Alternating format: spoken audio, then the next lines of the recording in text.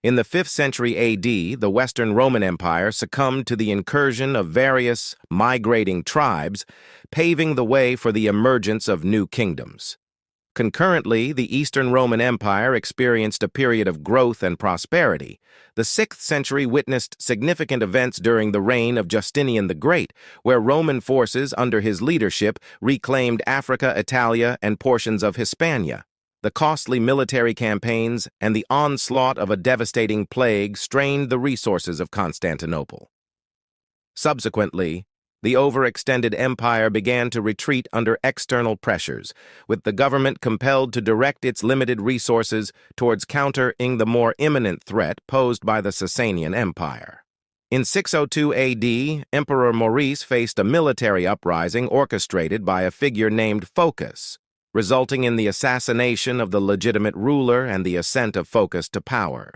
The murder of Emperor Maurice provided the Sasanian Shah, Khosrow II, with a convenient pretext to invade Roman territory. This conflict ignited a war that engulfed the entire Near East and marked the conclusion of the Antiquity era.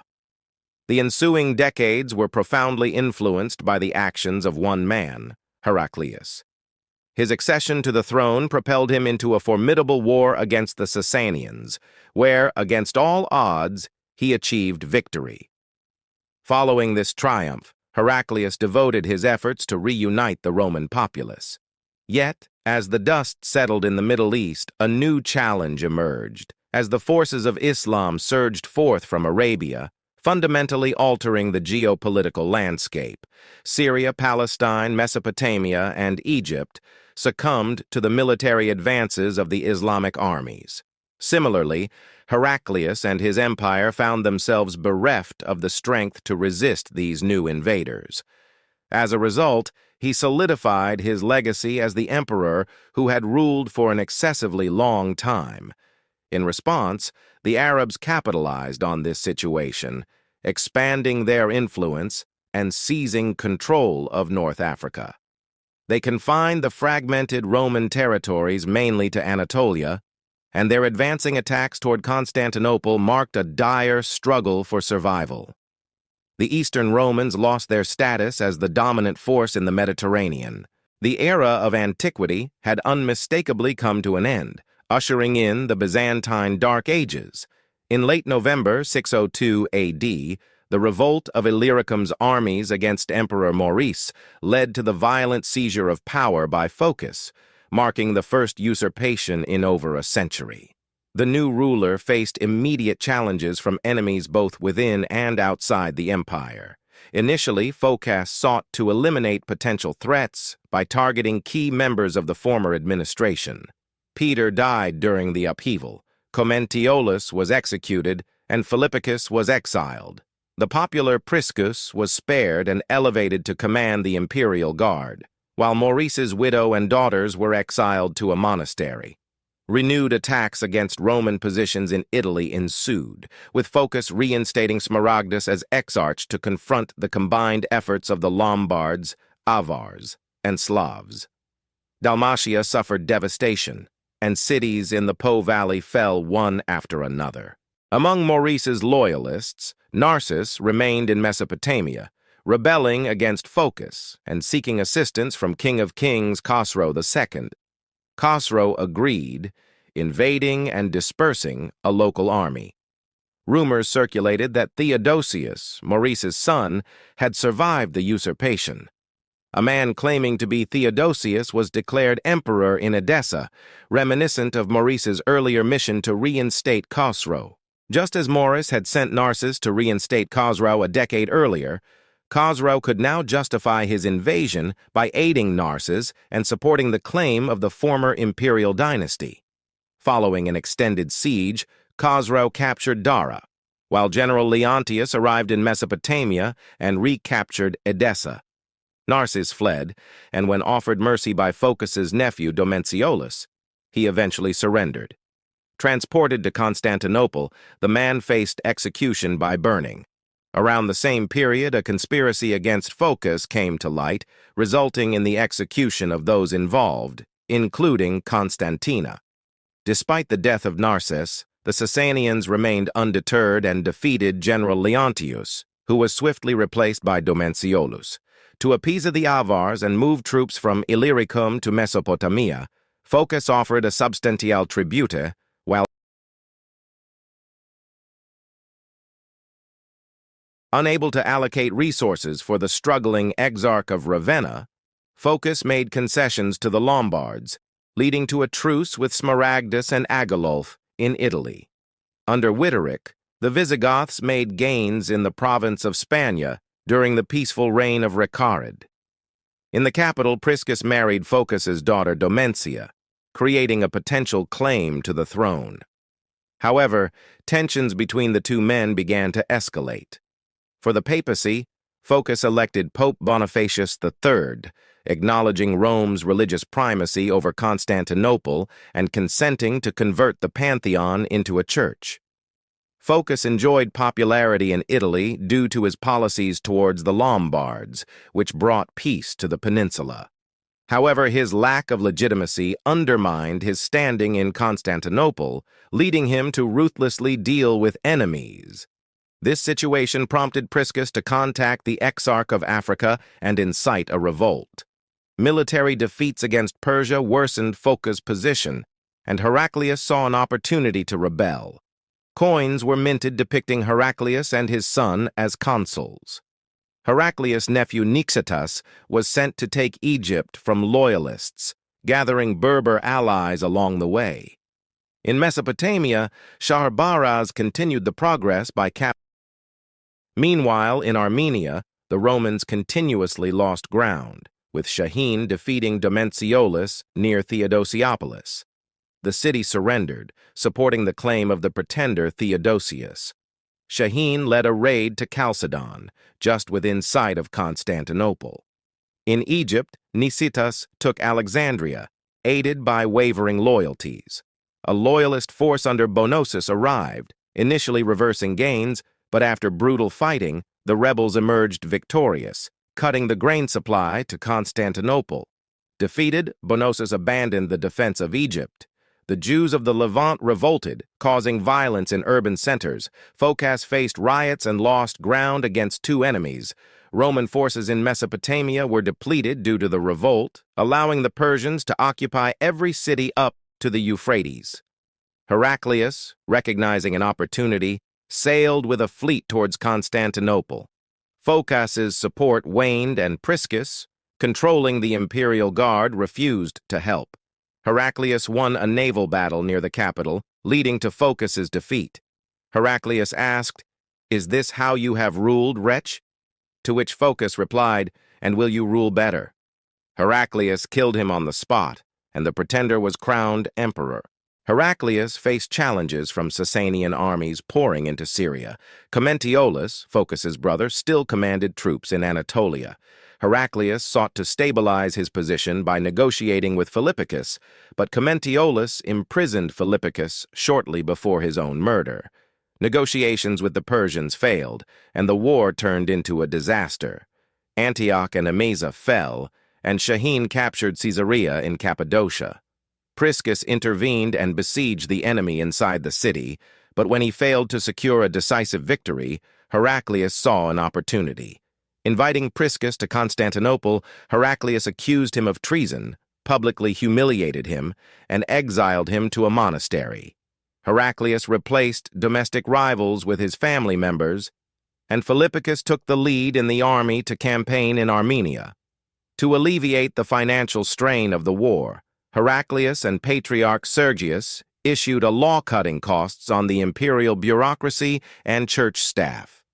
Heraclius reconciled with Bishop Theodore of Sicyon and solidified his religious legitimacy. The Empress Eudocia passed away, leading to Heraclius's controversial second marriage to his niece, Martina. To assert legitimacy, Heraclius Constantine was crowned Augustus, while Heraclius marched into Syria to combine forces with Nicetas. A significant battle near Antioch resulted in a Roman defeat. The Persians looted the city, deporting its population. Heraclius and his brother Theodore made a stand in Cilicia, where they were pushed back, severing land communication with Egypt. Anatolia faced renewed attacks by Shahin, and Philippicus attempted to force him to withdraw without success. Philippicus passed away, and Nicetas continued resistance in Syria, but faced defeat with heavy casualties on both sides. Shaharbaraz continued conquests, facing little resistance until reaching Jerusalem. The city suffered a massacre after the local Jews assisted the invaders. Patriarch Zacharias and the presumed relic of the true cross were carried away to Ctesiphon. The fall of Jerusalem shocked the population, comparable to the sack of Rome in 410. The latest troop transfer to Anatolia prompted the Avars and Slavs to invade. The empire lost Salona in Dalmatia, and the main fortresses of Moesia fell. Refugees sought safety in fortified coastal cities, particularly Thessalonica, which successfully defended against a Slavic siege. Imperial control over Illyricum weakened, revealing the full extent of Slavic presence. In Egypt, the Sasanian invasion became inevitable. The Monophysites of Syria and Egypt, despite not recognizing the Chalcedonian Creed, faced a schism between them. Bishops of Antioch and Alexandria attempted to resolve the dispute, supported by Nicetas to ignite resistance against the Sasanians. Spania, lying on the western edge of the empire, fell to King Sisebut, and Heraclius recognized the new reality in a peace agreement, leaving Romans in control of only a few coastal cities. Exarch John, replacing Phocas's candidate Smaragdus, maintained a friendly policy with Agilulf, but was killed by his disgruntled men. In Naples, John of Kanza rebelled and captured the city. While Sharbaraz conquered the east, Shahin forced his way through Anatolia to Chalcedon. Heraclius attempted negotiations, and Shahin agreed to let a Roman delegation travel to Persia. However, Khosrow remained unwilling to negotiate, and the diplomats were put to death. The usurpation of Phocas created internal instability, undoing his predecessor's efforts. The constant struggle between the new regime and members of the former administration further disunited the empire. The struggle for survival. The Roman Empire faced a critical juncture where frontier defenses crumbled under relentless pressure. The rebellion of Heraclius, marked by initial defeats, transformed a challenging war into a catastrophic ordeal. As the empire disintegrated across the Mediterranean, a Herculean effort became imperative to restore its integrity. In 615 AD, the Roman Empire stood on the brink of peril, with wars significantly diminishing its territory and depleting resources. Emperor Heraclius faced the daunting prospect of overseeing the collapse of the Roman world. As enemy invasions strained tax revenue, desperate measures were taken, including requisitioning valuable metals from the church to mint a new silver coin called the hexagram, bearing the inscription, "May God help the Romans." In a bid to restore order in Italy, Eleutherius became the new exarch, suppressing rebellion in Naples and paying tribute to the Lombards, stabilizing the exarchate. Thessalonica, like a resilient rock on the coastline, withstood waves of Slavic attacks, even with the Avars joining forces, eventually paying the invaders to depart and breaking the Slavic will for 6 decades. Meanwhile, Persian commander Sharbaraz initiated the invasion of Egypt.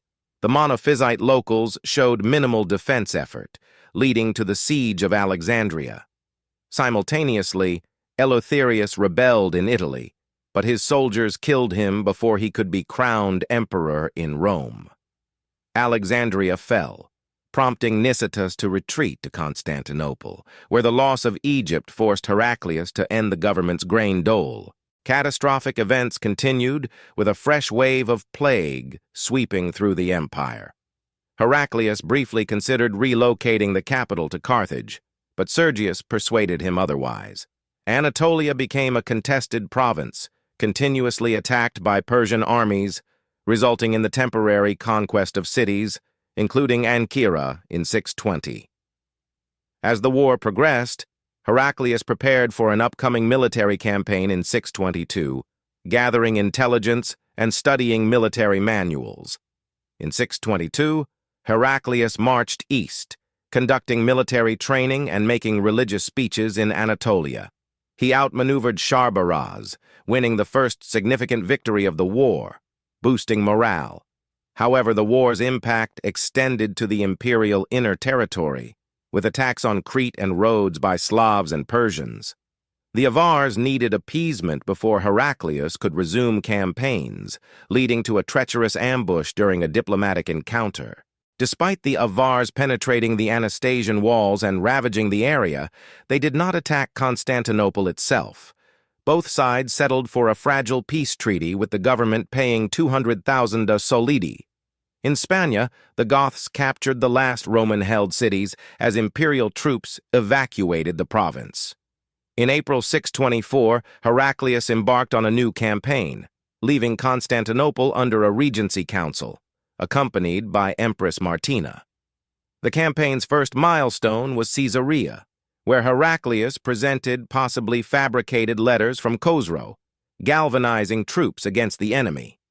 The Roman army forced its way through Armenia, reaching Persia in the summer, forcing Khosrow to retreat south. Heraclius achieved significant victories, even destroying a Zoroastrian holy site. In Albania, he formed alliances, including with the Turks, while learning of converging Persian armies. Heraclius faced and defeated Sharaplakan, Shahin, and Shaharbaraz, marking a turning point in the war. However, the Aegean Islands faced attacks, and communication between Avars and Persians proved difficult. The war extended to the imperial inner territory, with Crete and Rhodes under attack. Diplomatic missions with the Turks succeeded, leading to an alliance. Tiflis fell after celebrations, and winter saw Yabgu's return beyond the Caucasus Mountains. In the west, authorities clashed over ecclesiastical matters in Sardinia.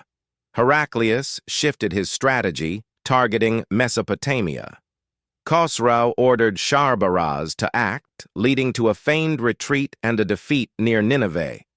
Mesopotamia saw Roman successes, with the capture of Dastagard and the recovery of military standards.